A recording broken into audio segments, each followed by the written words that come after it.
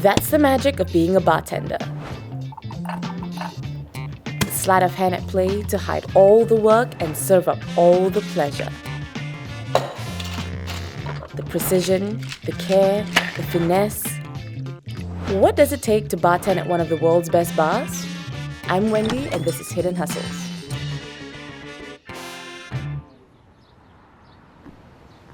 Okay, we're here, and I feel like a student doing last-minute mugging for the exam. A few days ago, I was sent a technical training document to read up on before my shift. Every bartender that comes through Atlas needs to learn this, go through the test before they can actually bartend here. I just hope I don't break anything. Let's not manifest that. Today, I'm going to learn how to bartend from Yana, the head bartender here at Atlas. But before I can get to that, okay, so we're going to start with lining the bar mats. it's actually heavy. I need to start where every bartender starts, bar backing. This is my personal knife that you'll be using today Oh, wow. to do mise en place. Oh, so wow. take very good care of it. Okay. So you see all these black caps thing, we call it condoms. Anything with a cap has to be out. So now that's done, we're gonna start taking things out from the fridge. Yes. Oh my god. Lift from the bottom. Yes, nice. I don't see blue pea actually. Yeah, maybe just take everything out first. How long do you start as a barback? Oh, years. I think I was a barback for like 1.5 years. Wow. Come So you're just on. doing this Every day, day in, day out. Are you very particular on like the prep? I'm very particular. I don't like coming to a bar that's not well set up. Okay. It's the most important part of the day. I always believe you have to be a good barback before you can be a good bartender. Nice. So now we're going to the back and we're gonna cut our garnishes. Right. I'm excited to find Excited? stuff. Cool. Oh, my knife. Oh, it's there. Okay. Nice. Please be very careful. Oh. Okay. Okay. Ready? Yes.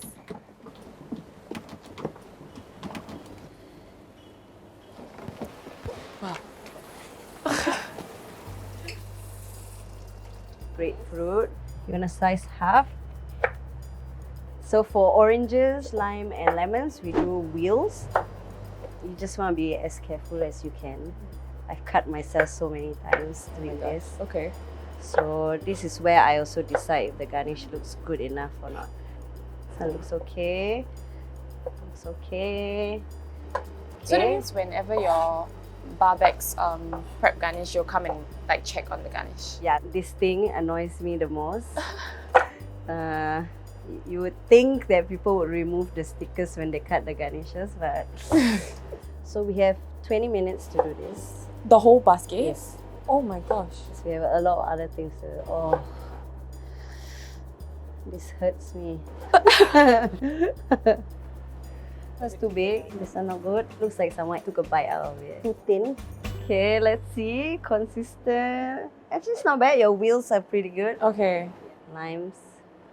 Practice makes perfect. I mean, if you can't do it, don't do it. Cause that's how you cut yourself. And you squirt lime in my eye. Oh, I'm sorry. Did it go in? Yeah. Oh no. I'm not coming back to work. So we have our jiggers here. So the first thing I'm going to show you, and it's very important, is jiggering. So over here at Atlas, we do double jiggering, just so it's more efficient. A jigger is a type of bar tool used for measuring and pouring alcohol. First line is 10 mils. It's important to be precise when mixing, so here I'm learning all the measurements before we get into making a cocktail. Can. Full size will be 40, and then the lime will be a 30 mil. Nice, easy. So we're gonna do a bit of practice pours. So you have this, which has water in it. I'm just gonna call out some measurements, and then you're just gonna pour it out. Okay. One thing about bartending is you need to be able to do quick math. Sometimes when we build 2 cocktails, you need to be able to like calculate it very fast in your head. So trust your hand and trust your speed pourer. Okay. Let's do a 25, 20, 70. You're actually a dream person to train. No spillage, very good, picking up very fast. So now I'm gonna show you the basics of like shaking and stirring. Okay. And then after we get that down, I'm gonna ask you to make me 2 cocktails, and I'm gonna evaluate taste, temperature, and dilution. Okay. Yana then proceeds to teach me how to shake, stir, and make a proper drink. Stir. Okay, while you're doing this, you can talk to your guests. How are you? It was a lot to take in, so I took some time to practice on my own. A little bit more.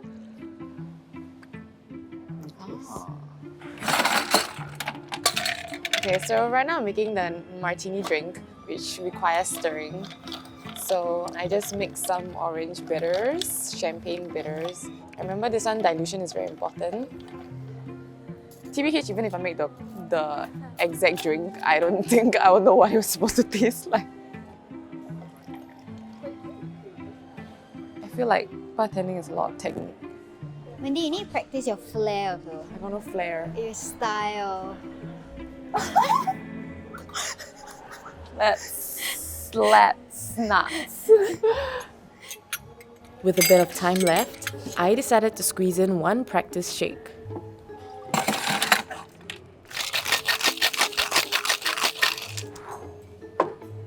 It's so cool.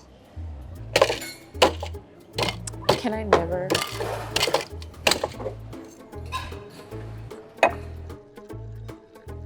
Yes. And now the time has come. So teacher, come back. Ready? Yes. Anytime you're ready, Right. go for it. Okay.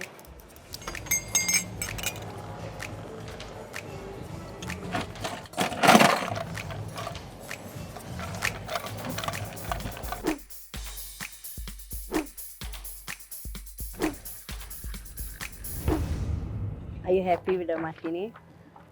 Yes. Okay, let me taste it first. Okay, next drink, please.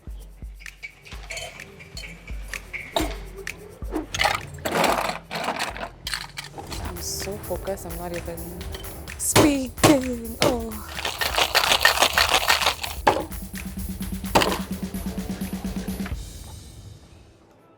Nice. Okay. What's the verdict? Verdict is, Can I at least start apprenticeship? yeah, you have a lot of potential for Okay. sure. You picked up a lot of the skills, but there were a few tiny details that you missed out. Okay. For example, when you were stirring, you touched the spout of the drink, and nobody wants to taste our fingers. Right. But to be fair, I gave you some bonus points Oh. actually, which are things that I love to look out for in bartenders. So, one, I gave you bonus points for clearing your bar. You actually wiped your station. And another thing that I like is that you actually tasted your cocktails before you finish it off. I would say if you were to host a party at home for your friends, they would definitely be impressed by it. Okay. But I wouldn't let you make cocktails on my head for our guests. Okay. Not yet, not yet. Okay. As the rest of the bartenders prepare for opening service, I took a short break with Yana to hear more about her barback journey. Then, to be a bartender, do you need to kind of have like an extroverted personality? I mean, a little bit, yeah. To be a good bartender, you need to be a good like actor actually. Yeah, like you really need to be able to like put on a smile every day, 10 hours. Do your family or friends have any thoughts about your profession? I actually had to hide my profession from my family for like a few years. For them, it's like the 9 to 5, work in the financial district.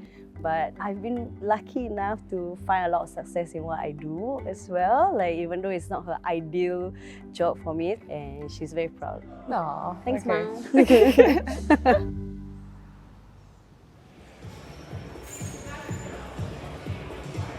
So today we are stationed at one of the busiest stations you can have in Atlas. So I'll show you a bit on how to barback for a bartender. So are you confident to do it?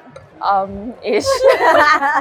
So what you can do is now you can sort of like look at your guests and see whether they need anything else. So for example, that glass is empty, we can clear it out. Okay.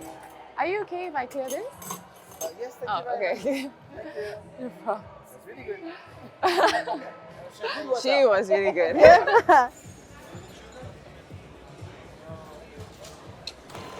We have a lot of orders come in. Okay, I need 2 Nick and Noras, 1 carafe, 1 cooked glass. Just line it up here by height. Okay, soda 30 mils in Kimura. Then elderflower, everything in here. Now, can I get a pony glass, please? Okay. The balloon glass, fill it up with ice. Okay, put it on the dispense. Help me garnish the espresso martini. This is like 3 birthday drinks.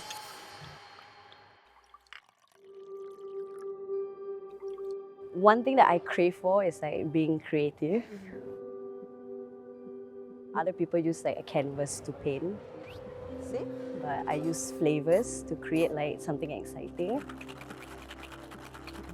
I'm constantly performing in front of someone, and that's something that I like to do. No problem.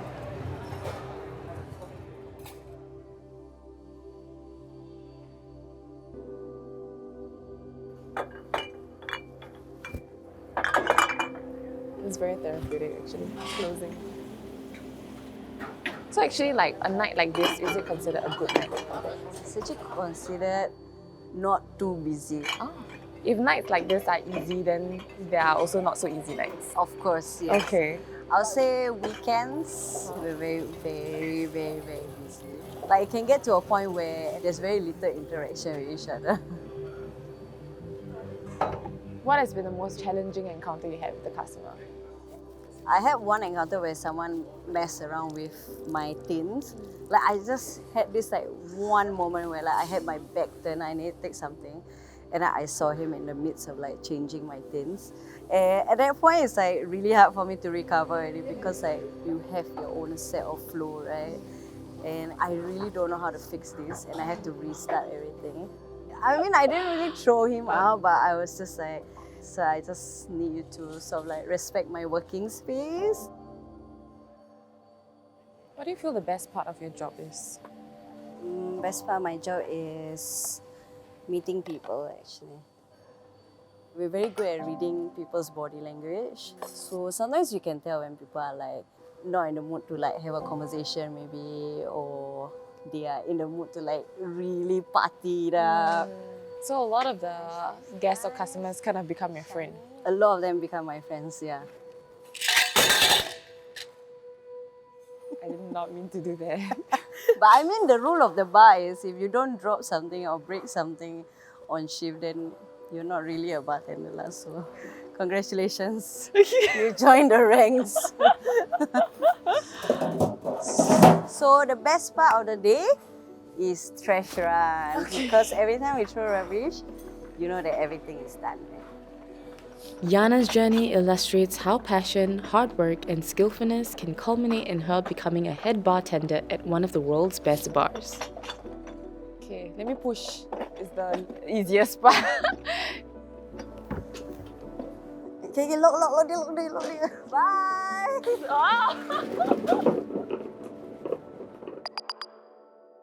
Alright, thanks so much for watching this video. I had a lot of fun producing it and also working as a bartender at Atlas. So thanks so much to Atlas and to Yana for teaching me. And if you guys, I hope you guys enjoyed the video, and stay tuned for the next episode that's coming out that will be really exciting.